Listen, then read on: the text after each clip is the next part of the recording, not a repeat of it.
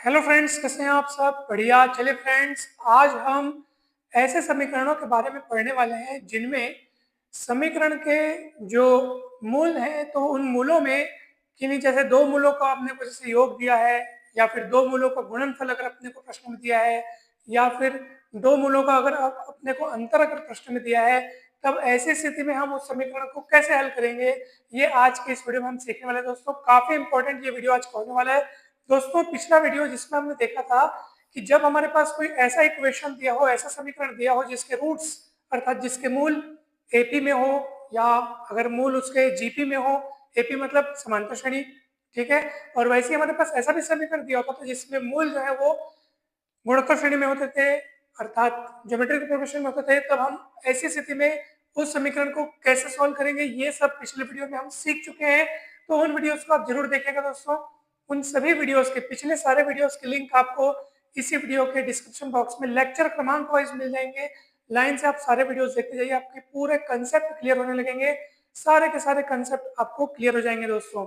तो चलिए, आज के जो सवालों को हमने यहाँ पे लिख रखा है और एक सवाल तो हमने हल भी कर लिया है, परंतु दोस्तों इन सवालों को समझने के पहले हम चाहते हैं कि आपको एक बार फिर से रिवाइज करवा दें इन महत्वपूर्ण कंसेप्ट्स का, जिसमें relation between roots and coefficients of a polynomial equation, अर्थात किसी भी बहुपद समीकरण के मूलों और गुणांकों के बीच क्या संबंध होता है, उस संबंध के सूत्र हमने पिछले वीडियोस में भी देखे थे। तो उसको एक बार और देख लेते हैं ताकि आपको अच्छे से ये याद हो जाए, ठीक है।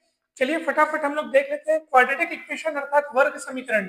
वर्ग समीकरण यानी कि क्वाड्रेटिक इक्वेशन का जनरल रूप ये होता है, जनरल फॉर्म ये होता है a0x² plus a1x plus a2 बराबर 0।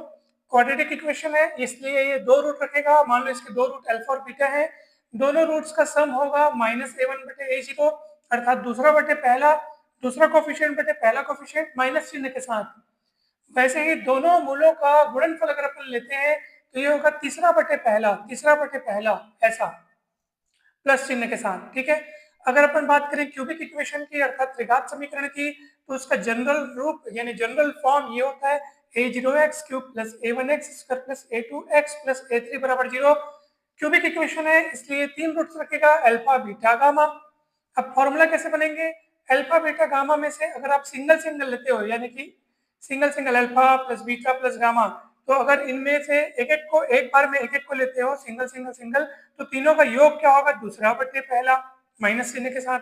अगर इन तीनों में से आप दो दो को एक साथ लेते हो, यानी कि alpha beta beta gamma gamma delta, मतलब alpha beta beta gamma gamma alpha, ठीक है।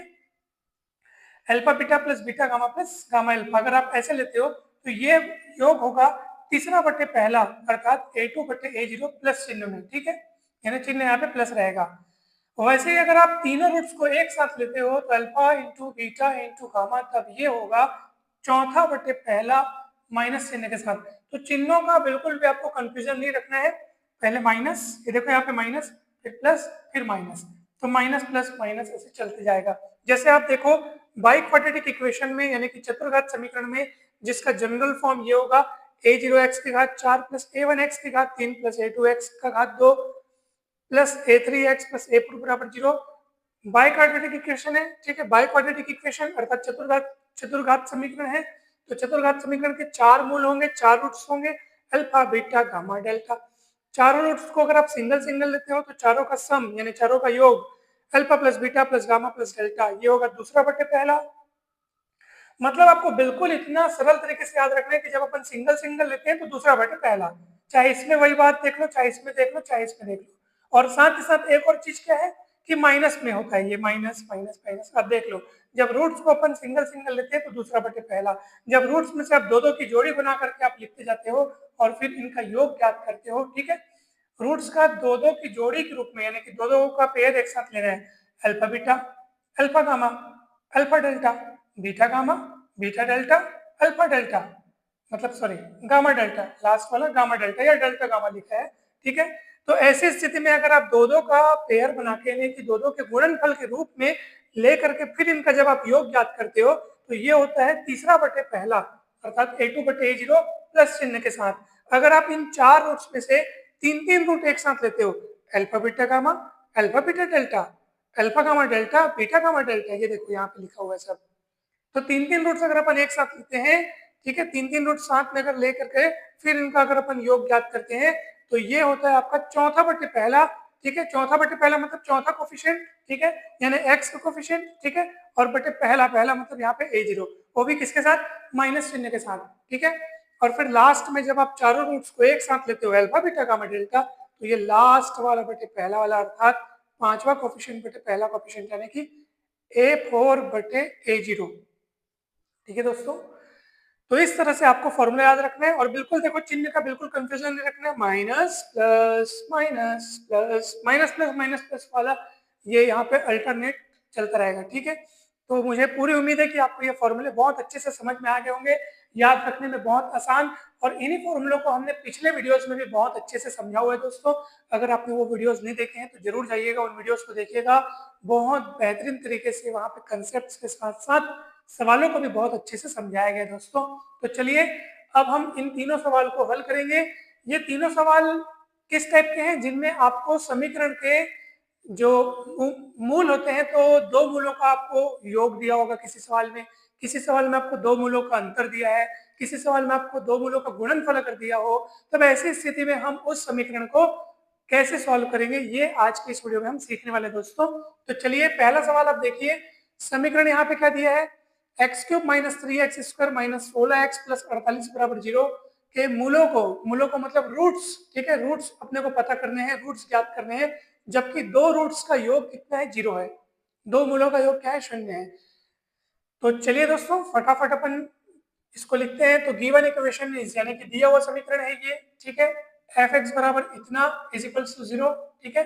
चलिए इसको अपन इक्वेशन नंबर 1 मान लिए, ठीक है। इसके मूल मान लो कौन कौन है, अल्फा बीटा गामा, त्रिघात समीकरण है, क्यूबिक इक्वेशन है, तो तीन रूट्स रखेगा, मान लो इसके तीनों रूट कौन कौन है, अल्फा बीटा गामा, तो तीनों का योग कितना होगा दोस्तों, आप सभी को पता है फॉर्मूला क्या कहते हैं, तीनों का योग मतलब दूसरा बटे पहला माइनस चिन्ह के साथ, तो यहाँ पे भी वही फॉर्मूला लगा है, दूसरा बटे पहला माइनस चिन्ह के साथ। अब आप खुद देख लो, दूसरा बटे पहला आप करोगे तो दूसरा यहाँ पे क्या लिखा है, a1 की जगह यहाँ पे -3 लिखा है, और बटे पहला, पहला कुछ नहीं मतलब 1 है, यहाँ पे देखो सामने में कुछ नहीं मतलब 1 लिखा है, वो भी किसके साथ, माइनस चिन्ह के साथ, तो माइनस आपको लगाना है, तो माइनस माइनस प्लस 3 बटे 1 मतलब 3, इसलिए हमने वहां पे सीधे 3 लिखा था, कैसे आया वो अभी हमने समझ लिया, ठीक है दोस्तों। तो alpha plus beta plus gamma बराबर 3, ओके। चलिए अब आपको यहाँ पे ये देखो कि प्रश्नानुसार क्या बोल रहे हैं यहाँ पे, तो प्रश्नानुसार क्या बोल रहे हैं दोस्तों, यहाँ पे प्रश्नानुसार प्रश्न क्या कहता है कि दो मूलों का योग क्या है, 0 है, तो भैया दो मूलों का योग 0 है,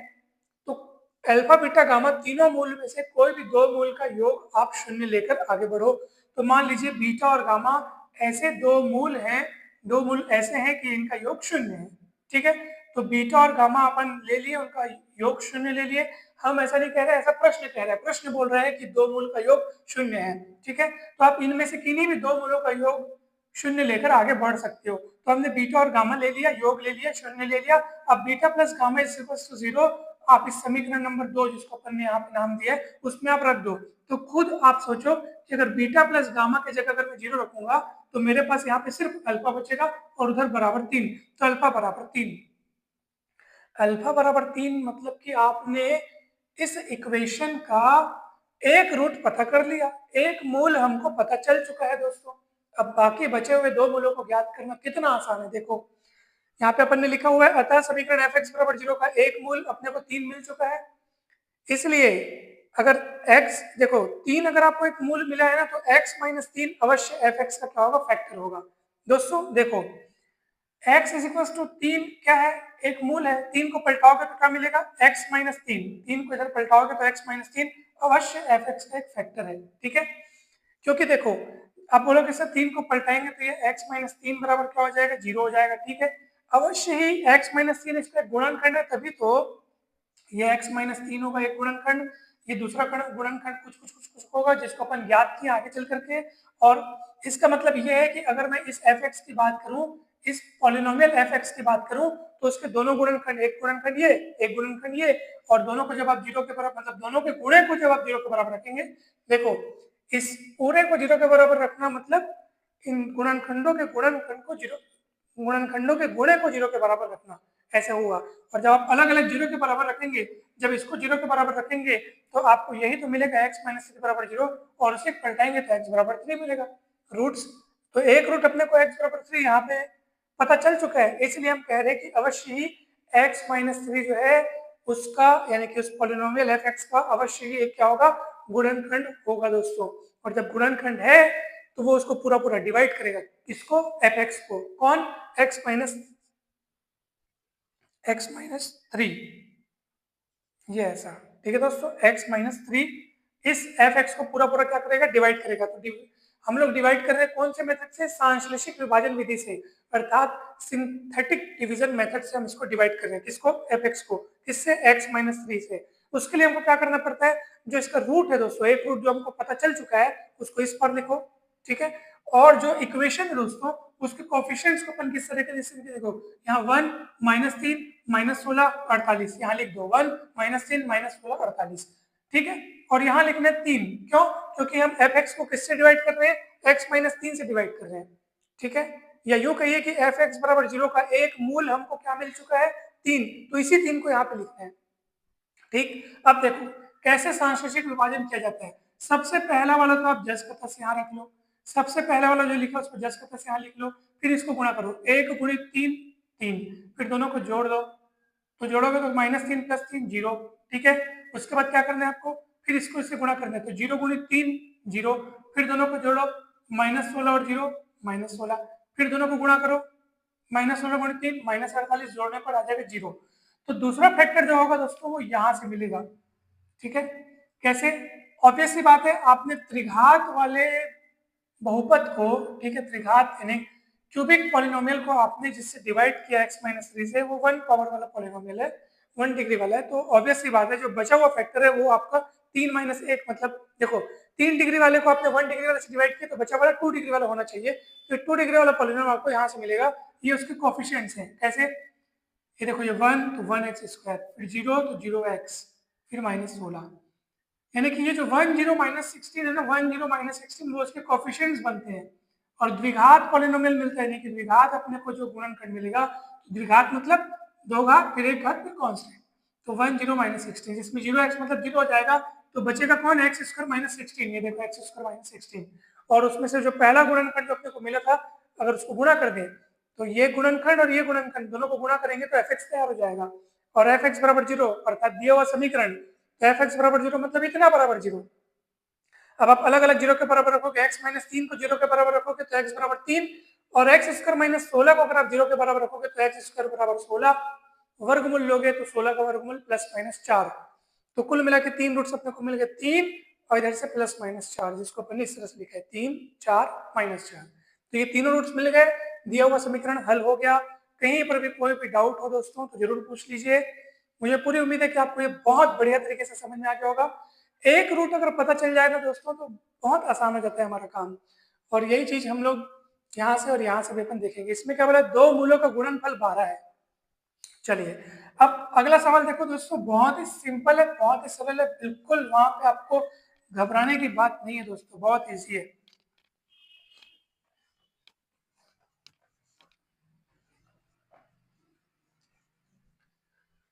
इसमें देखो सबसे पहले तो आप गिवन इक्वेशन इस पूरा लिखोगे आप, x cube minus 5x square, ठीक है, फिर minus 2x plus 24 is equal 0, ठीक है दोस्तों, ये आपका दिया हुआ समीकरण है।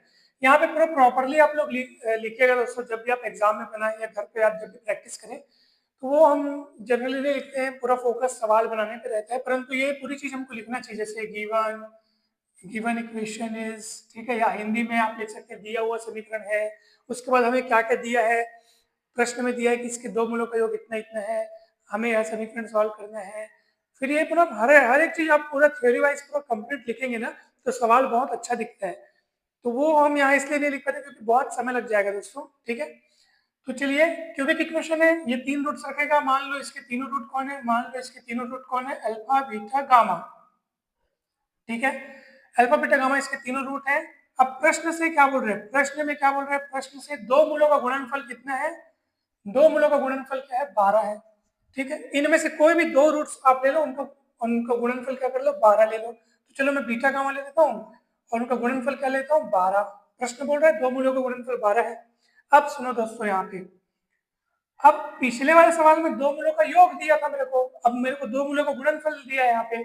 तो जब 2 मूलों का योग दिया था तो मैं वहां पे फॉर्मूला लगाया था तीनों मूलों के योग वाला, ताकि उसमें 2 मूलों के योग का मैं मान रख करके तीसरा मूल यानी एक जो बचा हुआ मूल है वो निकाल सकूं। ठीक है, याद करो वहां पे अपन ने beta plus gamma is equal to 2 मूलों का योग कितना है, 0 दिया था, तो मैंने 0 लिया था। अब फिर मैंने फॉर्मूला लगाया था कि भाई तीनों मूलों का योग क्या होता है, -a1/a0। ये देखो ये वाला फॉर्मूला लगाया था मैंने। ठीक है, -a1/a0, अर्थात यहाँ पे कितना आया था, 3 आया था। तो आप कहेंगे यही वाला फॉर्मूला आपने क्यों लगाया था, इससे लगाया था ताकि बीटा प्लस गामा जीरो यहाँ पे रख करके मैं अल्फा का मान निकाल सकूं, अर्थात तीनों मूलों में से मेरे को एक मूल का मान पता चल जाए, इसलिए मैंने लगाया था। यहाँ ये वाला फॉर्मूला यहाँ लगाने का कोई मतलब नहीं है, काम नहीं आएगा। क्यों बताऊं, यहाँ पे आपको 2 मूलों का योग नहीं दिया बल्कि गुणा दिया है। तो मैं क्या करूंगा, यहाँ पे मैं ये वाला फॉर्मूला लगाऊंगा, तीनों मूलों का गुणनफल वाला फॉर्मूला लगाऊंगा। तो क्या होगा बताओ, सूत्र क्या होगा, अल्फा बीटा गामा बराबर क्या होता है, -a3/a0। ठीक, अर्थात यहाँ पे होगा आपके पास -24/a0। यहाँ पे 1 है तो बटे में 1 को लिखने की आवश्यकता नहीं है। क्यों यही वाला फॉर्मूला लगाया, ताकि मेरे को बीटा गामा बराबर जो 12 दिया है, ठीक है, 2 मूलों का जो आपको गुणनफल दिया है वो आप यहाँ पे लगा के अल्फा का मान निकाल सको। जब आप बीटा गामा बराबर 12 रखोगे, 12 पलटेगा तो -24/12 हो जाएगा -2। यानी कि तीनों मूलों में से आपको एक मूल अगर मिल गया ना तो आपका आधा से ज्यादा टेंशन खत्म, सवाल बनने में अब ज्यादा देर नहीं लगेगी। जैसे अल्फा बराबर -2 आ गया, इसका मतलब क्या है दोस्तों, ठीक है, इस इक्वेशन को अगर अपन, ठीक है, इसमें ये वाले पॉलिनोमियल को अगर अपन f(x) माने तो ये इक्वेशन हो जाएगा f(x) = 0 या f(x) = इतना = 0। ठीक है, अब सुनो, अल्फा बराबर -2 इस इक्वेशन का एक रूट हमको मिल चुका है। इसका मतलब क्या है दोस्तों, अब इसको देखो रफ में अगर अपन देखें तो x = -2 इस इक्वेशन का एक रूट मिल चुका है। इसका मतलब क्या होगा दोस्तों, x + 2, ठीक है, ये इधर आएगा तो x + 2 क्या होगा, f(x) का क्या होगा, एक फैक्टर होगा, अर्थात एक गुणनखंड होगा। तो x + 2 जो है वो पॉलिनोमियल f(x) का क्या होगा, एक फैक्टर होगा। पॉलिनोमियल f(x) का क्या होगा, एक फैक्टर होगा। फैक्टर होगा तो उसको डिवाइड करेगा, डिवाइड करेगा तो सिंथेटिक डिवीजन लगाओ फटाफट। चलिए सिंथेटिक डिवीजन लगाएंगे, इसके कोएफिशिएंट लिखेंगे दोस्तों, 1 -5 -2 24। ठीक है, चलिए अब क्या करेंगे अपन, -2 के द्वारा अपने को सिंथेटिक डिवीजन कराना है, यानी x + 2 को अपन को f(x) से डिवाइड करना है। तो ये जो रूट मिला उसको अपन यहाँ लिखते हैं। चलिए दोस्तों, पहला वाला जस का तस, फिर -2 गुणा, मतलब गुणा करने पर -2 आएगा, जोड़ोगे तो -7, गुणा करोगे तो माइनस माइनस प्लस हो जाएगा, 7 दूनी 14, जोड़ने पर आएगा 12, 12 दूनी -24, खत्म, खेल करो। चलो यहाँ से आपको बचा हुआ फैक्टर मिलेगा, कैसे, द्विघात फैक्टर 1, इसका गुणांक 1, तो 1 को जनरली लिखते नहीं है, फिर -7x और +12 बराबर 0। सॉल्व करके देख लेना दोस्तों, x का मान 3 और 4, तो 2 रूट्स अपने को यहाँ से मिल गए। ठीक है भाई, दूसरा जो फैक्टर है, एक फैक्टर तो x + 2 हो गया, उसी की मदद से अपन ने दूसरा फैक्टर प्राप्त किया। उस दूसरे फैक्टर को जब आप 0 के बराबर रखोगे तब आपको उस समीकरण दिए हुए समीकरण के बचे हुए 2 मूल अपने को यहाँ से मिल जाएंगे। तो टोटल 3 रूट्स मिल गए, -2 जो कि पहले मिल चुका था और यहाँ से 3 और 4 और मिल गया। तो इस तरह से समीकरण हल हो गया दोस्तों। कहीं पर भी कोई डाउट हो, दिक्कत हो तो आप जरूर पूछ सकते हैं। चलिए तीसरा जो सवाल है वो आपका होमवर्क है दोस्तों, दिमाग लगाना है और सवाल बनाना है, बिल्कुल इजी है, कठिन नहीं है। दोस्तों आज के इस वीडियो में इतने ही। हम उम्मीद करते हैं कि आपको ये सारे कंसेप्ट सवाल अच्छे से समझ में आएंगे। वीडियो अच्छा लगा हो तो लाइक जरूर करें, चैनल को सब्सक्राइब जरूर करें और वीडियो को शेयर जरूर करें दोस्तों। पिछले सारे वीडियोस के लिंक आपको लेक्चर क्रमांक वाइज इसी वीडियो के डिस्क्रिप्शन बॉक्स में मिल जाएंगे। कहीं पर भी किसी भी प्रकार का कोई डाउट हो, कोई दिक्कत हो तो आप जरूर पूछ सकते हैं। आप चाहें तो हमारे व्हाट्सएप ग्रुप में ऐड हो सकते हैं, हमारा व्हाट्सएप नंबर आपको डिस्क्रिप्शन बॉक्स में मिल जाएगा दोस्तों, वहां से कांटेक्ट करके आप हमारे ग्रुप में जुड़ सकते हैं और किसी भी प्रकार की डाउट हो तो आप हमें बता सकते हैं दोस्तों। आप सभी को बहुत बहुत धन्यवाद, थैंक यू सो मच। जल्द ही मिलते हैं नेक्स्ट वीडियो में।